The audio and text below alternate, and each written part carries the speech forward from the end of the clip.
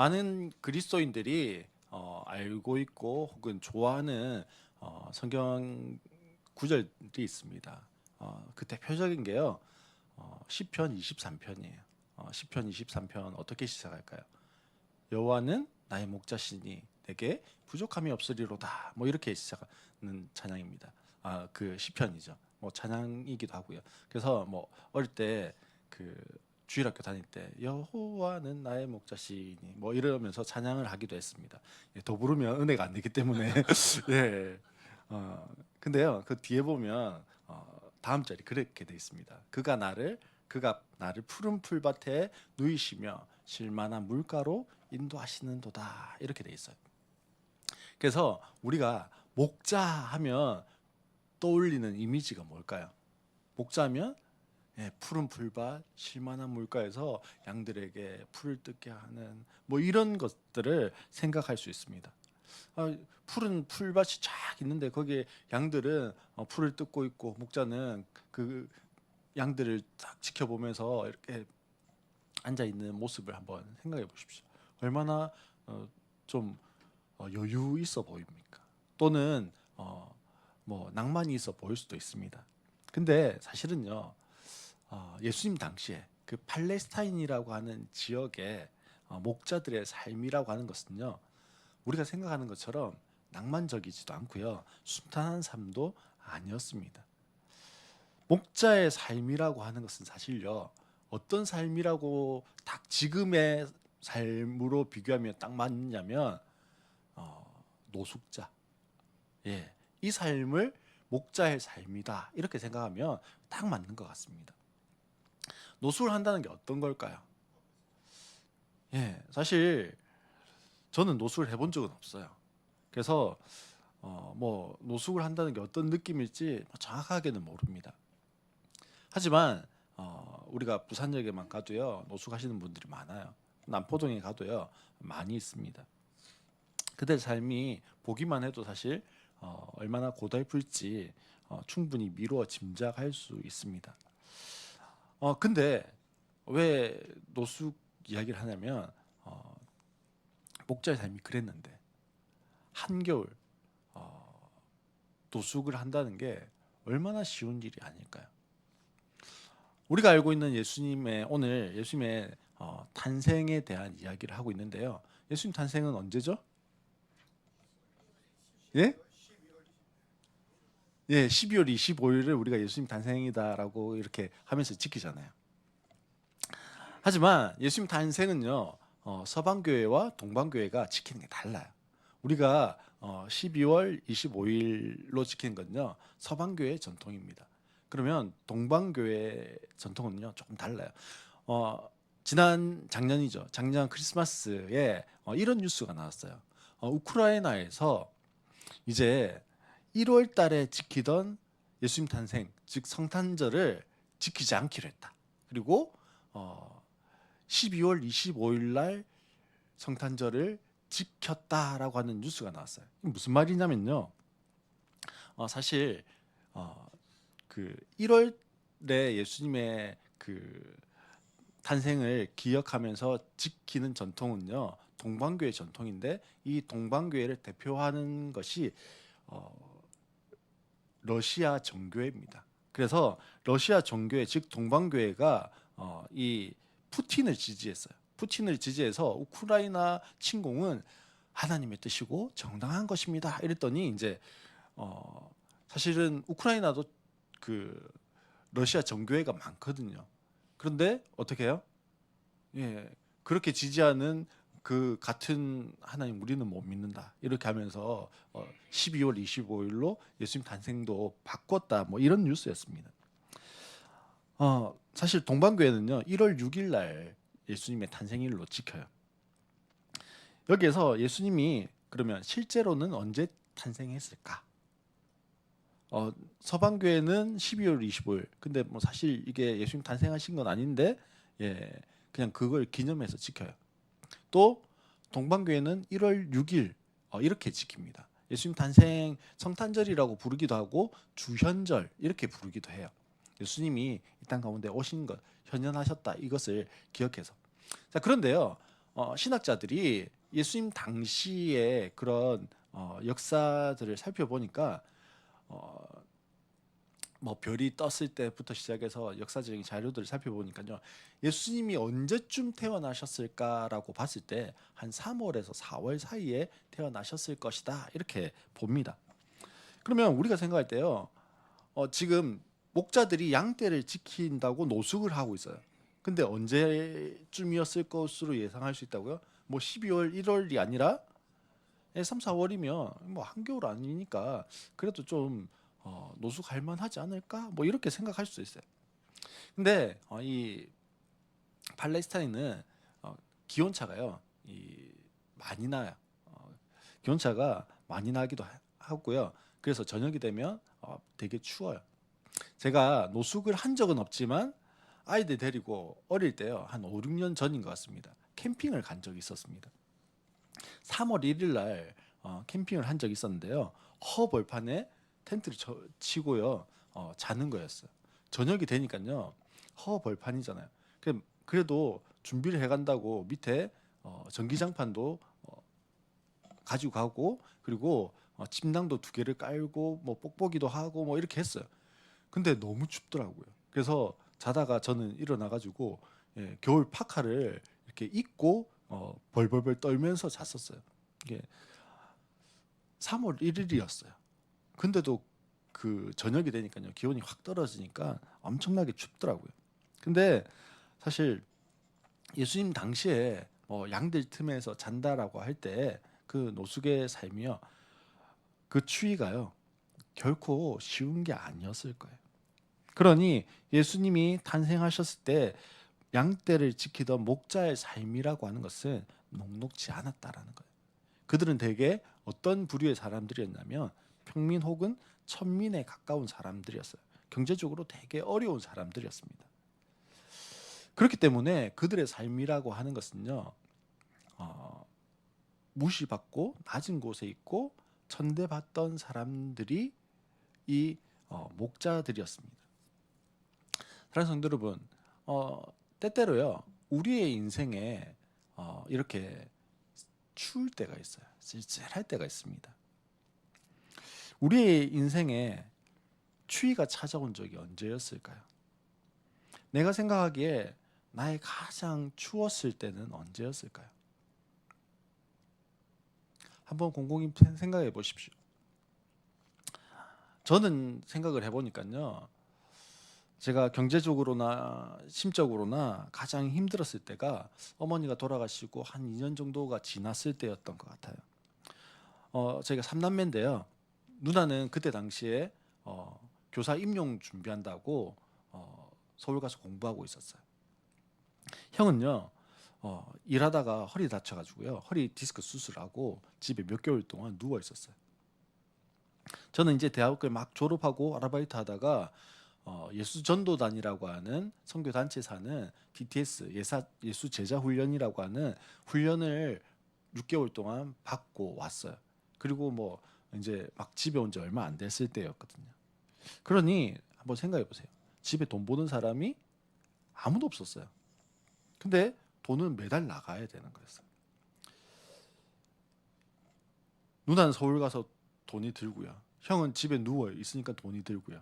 저는 이제 막 훈련 받고 돌아왔거든요. 훈련비도 전부 다 돈이 드는 일들이었어요.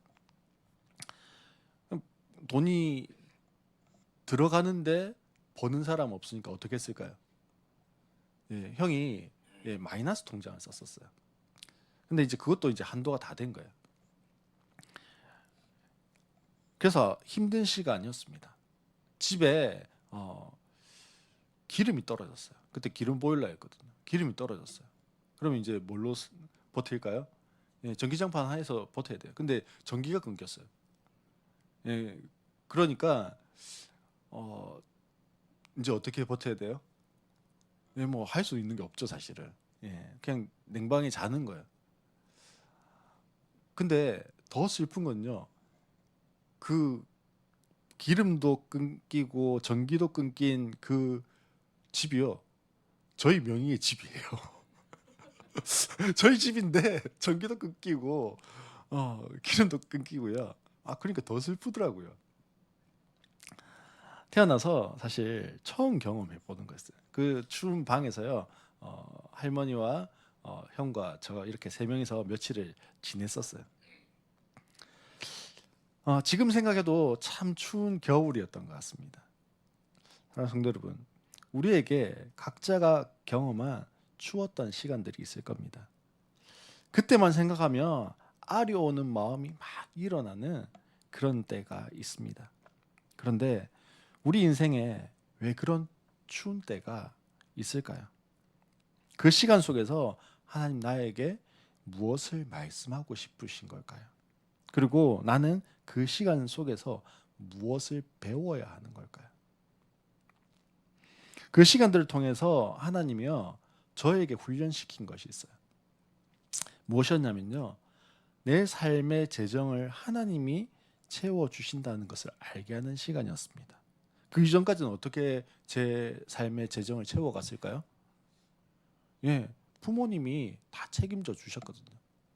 태어나서 부터 시작해서 뭐 대학교 졸업할 그 부모님이 돌아가시기 전까지는 오롯이 부모님이 다 책임져 주셨어요. 근데 부모님이 모두 돌아가시고 의지의 대상이 사라지고 나서 이제 내가 의지할 대상은 하나님뿐이 되었습니다. 그분께 의지해야 하는, 그리고 그분이 공급해 주시는 것을 믿는 믿음이 대신에 자라게 해 주셨어요. 그 시간들을 통해서. 나의 추운 때, 그때가 언제일까요? 혹시 지금 그 추운 때를 지나고 있습니까?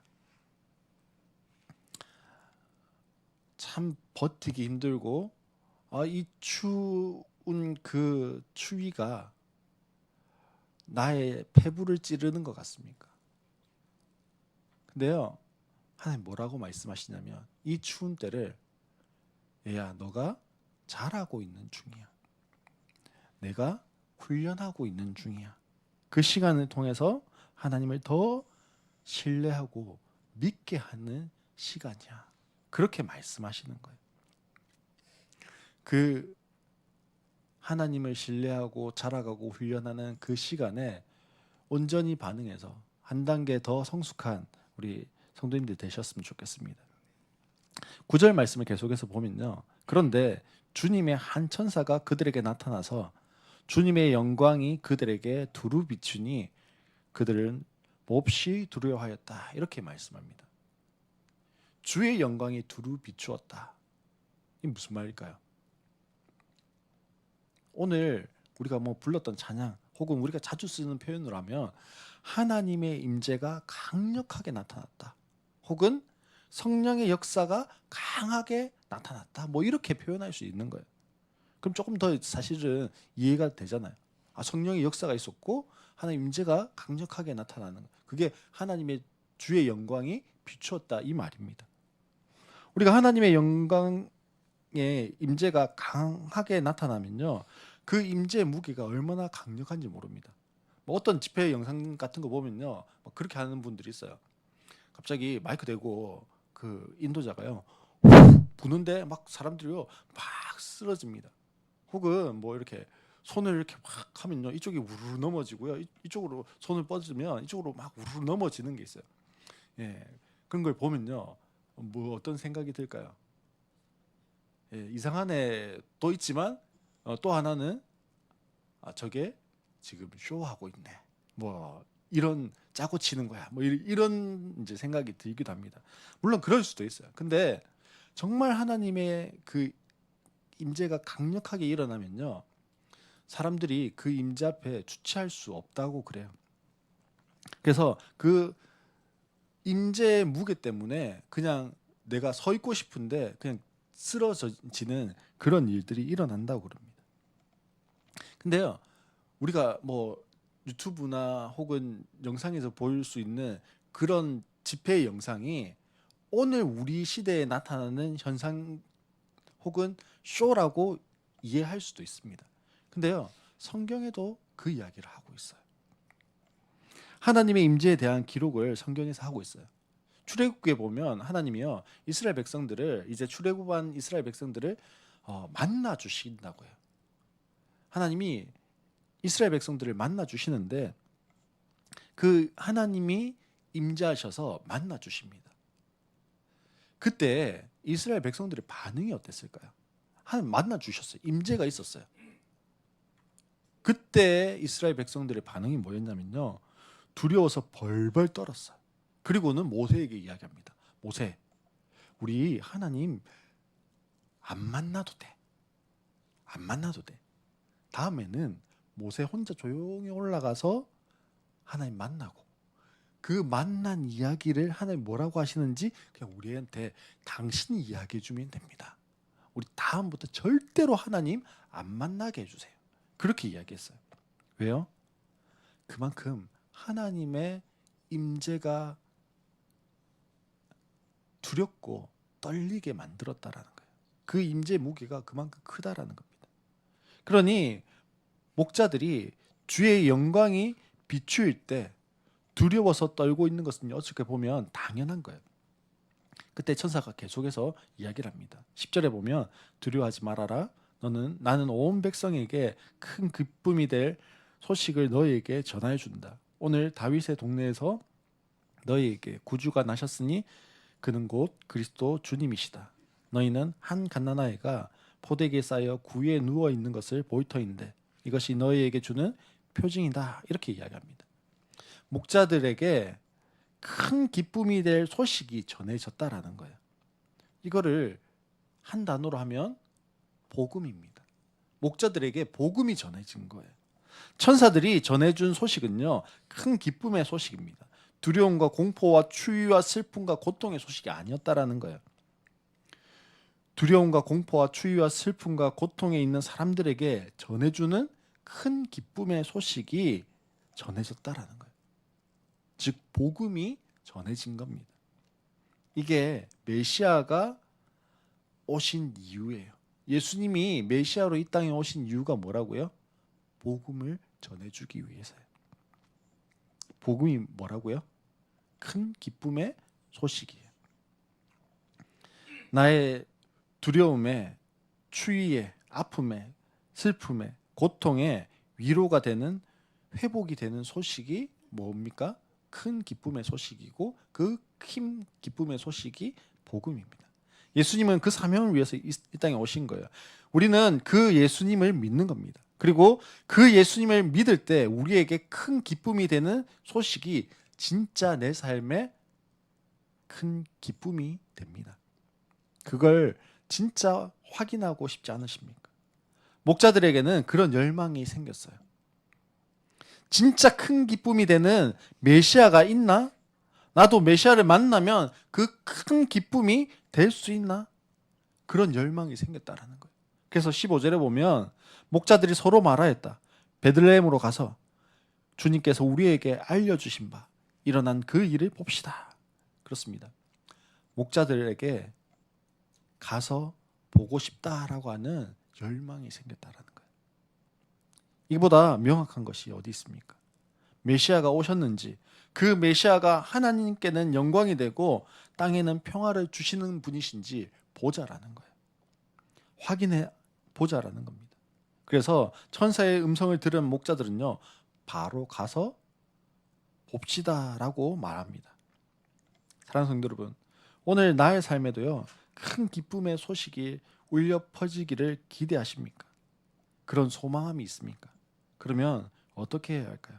베들레헴으로 가서라고 하는 이 목자들의 행동이 필요합니다. 나의 베들레헴은 어디일까요? 베들레헴 가라고 하잖아요. 베들레헴 가서 봅시다고 했잖아요. 그러면 나의 베들레헴은 어디냐고요? 주의 영광이 실제하는 그곳, 메시아가 실제로 임하시는 그곳, 그 현장이 어디일까요? 나의 베들레헴, 주의 영광이 있는 그곳 어디죠? 가장 먼저는요, 나의 교회? 가장 먼저는요, 나의 가정입니다. 조금 의외이지 않습니까? 주의 영광이 있는 그곳은 하나님 예배하는 예배의 자리 혹은 교회라고 말하는 게 맞을 것 같은데 왜 가정이에요? 사실 맞습니다. 하지만 가정이 하나님이 주신 가장 작은 단위의 교회예요. 하나님이 첫 번째 주신 교회가 가정입니다. 가정이 교회가 되어야 하는 거예요. 가정에 주의 영광이 있고 주의 평화가 임해야 하는 겁니다. 그래야 그 영광과 평화가 흘러가는 거예요.